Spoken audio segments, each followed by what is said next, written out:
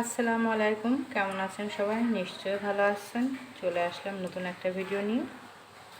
আজকে আমি রান্না করব খাসির মাংস, শুধু ফ্রাই প্যানে। এরপর আমি তেলটা গরম হয়ে গিয়েছে, আমি পেঁয়াজ দিয়ে দিয়েছি। পেঁয়াজগুলো আমি একদম ব্রাউন কালার করে নেব। এখানে আমি অল্প একটু পরিমাণে খাসির মাংস ছিল, সেটাকে আমি সুন্দর করে পরিষ্কার করে ধুয়ে কেটে নিয়েছি, ছোট ছোট টুকরো করেছি। এখানে আমি পরিমাণ মতো আদা বাটা, রসুন বাটা, জিরা বাটা, হলুদের গুঁড়া, মরিচের গুঁড়া এবং 2টা দারচিনি, একটা এলাচ ফল দিয়ে মশলাটা রেডি করে রেখেছি। এরপর আমি মশলাগুলো সব দিয়ে দিয়েছি। এবার সুন্দর করে নেড়েচেড়ে ভালো করে কষিয়ে নেব। খাসির মাংসতে একটু মশলার পরিমাণ বেশি দিতে হয়, আর ঝালটাও একটু বেশি ভালো লাগে আমার কাছে। জানি না সবার কাছে কেমন লাগে, তবে খাসির মাংসতে একটু ঝালটা বেশি দিলে বেশি ভালো লাগে খেতে।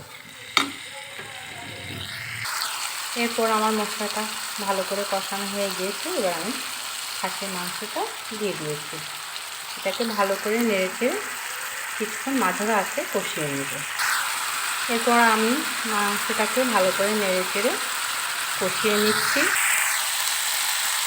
এরপর আমি খাসির মাংসটাকে ভালো করে কষিয়ে নিচ্ছি। খাসির মাংসটা যে আমি রান্না করতেছি, অনেকে ভাববেন এতটুকু কেন। এই এতটুকু মাংসটাকে আমাকে একাই খেতে হবে, কারণ আমার মেয়ে খাসির মাংস পছন্দ করেন না। ওই জন্য আমি অল্প করে রান্না করছি। আমারও অত বেশি পছন্দ না, 1 পিস কিংবা 2 পিসই ভালো লাগে, অতিরিক্ত ভালো লাগে না। এরপর আমি মাংসটাকে পরিমাণ মতো পানি দিয়ে ঢাকনা দিয়ে দিয়েছি। এটা 20 থেকে 25 মিনিট রান্না হলে তারপর আমি চুলাটা অফ। এরপর আমার খাসির মাংসটা রান্না হয়ে গিয়েছে। দেখেন, অনেকটা দেখতে কালা ভুনার মতো হয়েছে। সবাই ভালো থাকেন। আজ এ পর্যন্ত। আল্লাহ হাফেজ।